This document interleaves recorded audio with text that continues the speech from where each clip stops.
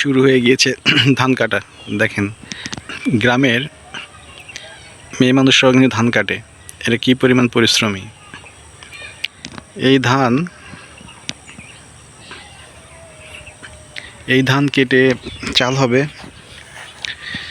তারপরে হচ্ছে আপনার সেই চাল আপনার আমার ঘরে আসবে, রান্না করবে, তারপর আমরা খাবো। তো এবার কিন্তু বাংলাদেশে আপনার ধানের বাম্পার ফলন, মানে এত পরিমাণ ধান হয়েছে, ভালো ধান হয়েছে, বিগত সময়গুলোতে এরকম কিন্তু ধান হয়নি। তো আশেপাশে যেখানে যাবেন না কেন দেখবেন যে সবারই ধানের ফলন খুবই বাম্পার। তো এটা আবার অনেকে ভাবেন না যে শেখ হাসিনা দেশ ছেড়ে চলে গেছে দেখে ধানের বাম্পার ফলন, তা না। এবার আসলে ওইরকম ঝড় হয়নি, যার ফলে ধানের ক্ষতি হয়নি আর কি, ধান ক্ষতিগ্রস্ত হয়নি, পর্যাপ্ত পানি পেয়েছে, যার ফলে অনেক অনেক ধান হয়েছে। তো আমরা এই যে ধানগুলা ক্ষেত থেকে যদি আপনি ধান কিনে রাইস মিল থেকে নিজে এটাকে ভাঙায় চাল করে বিক্রি করতে পারেন, খেতে পারেন, তাহলে হচ্ছে চালের মানে অরিজিনাল যে পুষ্টি গুণগত মান সেটা আপনারা পাবেন। কিন্তু আমরা যে বাজারে মিনিকেট খাই, অন্যান্য যে চালগুলা খাই, সেই চালগুলা কিন্তু কাটিং করা হয়, মানে মোটা চাউলটাকে কেটে চিকন করে বেশি দামে বিক্রি করা হয়। কিন্তু এই চাল কাটলে পরে যেটা হয়, চালের যে ফাইবার, সেই ফাইবারের অংশগুলো।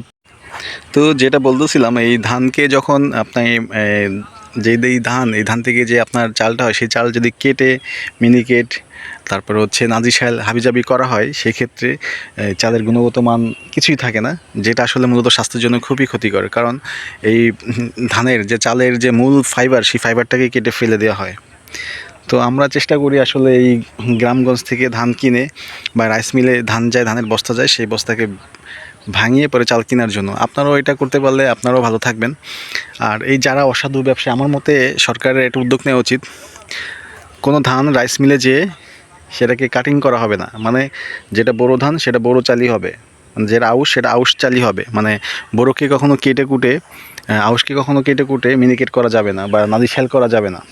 হ্যাঁ, মানে এই যে কাটিং করে জনগণের সাথে একটা প্রতারণা আমি মনে করি এটা। কারণ হচ্ছে ধান ছিল এটা আউশ, কিন্তু আপনি মিনিকেট করে বা নাজিশাল করে বিক্রি করতেছেন। এই যে একটা ছলচাতুরি, এই ছলচাতুরি থেকে আমাদেরকে বের হয়ে আসতে হবে। এই যে দেখেন এই ধানগুলো হচ্ছে কালো কালো, এটা সম্ভবত নাজির অথবা হচ্ছে পোলাওর চাল এটা। তো পোলাওর চাল দেখেন ধানগুলো কিন্তু বসে পড়ছে, এই গাছগুলো একটু নরম, এই কারণে বসে পড়ে। আর এই ধানগুলো দেখেন একদম টসটসা। তো এবার সারা বাংলাদেশেই হচ্ছে ধানের বাম্পার। এই বাম্পার হয়ে আসলে লাভ কী? চালের দাম তো আর কমবে না, কমাবে না। কারণ প্রত্যেকটা এই সেক্টরে ধান, চাল, তেল, আটা, রুটি, হাবি যাবি যাই বলেন না কেন, সব জায়গায় বসে আছে বড় বড় মহাজন, অন্য কথা যদি বলি সিন্ডিকেট। তারা নিজেদের ইচ্ছা মতো দাম বাড়ায়, নিজের ইচ্ছা মতো দাম কমায় তো না, শুধু বাড়ায় আর বাড়ায়।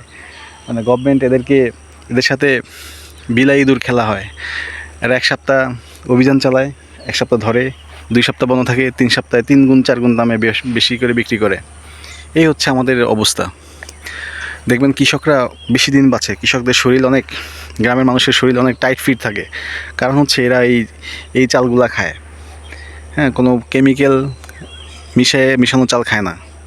দেখবেন এই চালগুলোকে কাটার পরে যদি কালার চেঞ্জ হয়, তখন এগুলোর মধ্যে কেমিক্যাল মিশিয়ে সেটাকে ধবধবে সাদা বানানোর চেষ্টা করা হয়, যেটা শরীরের জন্য অনেক ক্ষতিকর। তো ঠিক আছে বন্ধুরা, সবাই ভালো থাকবেন।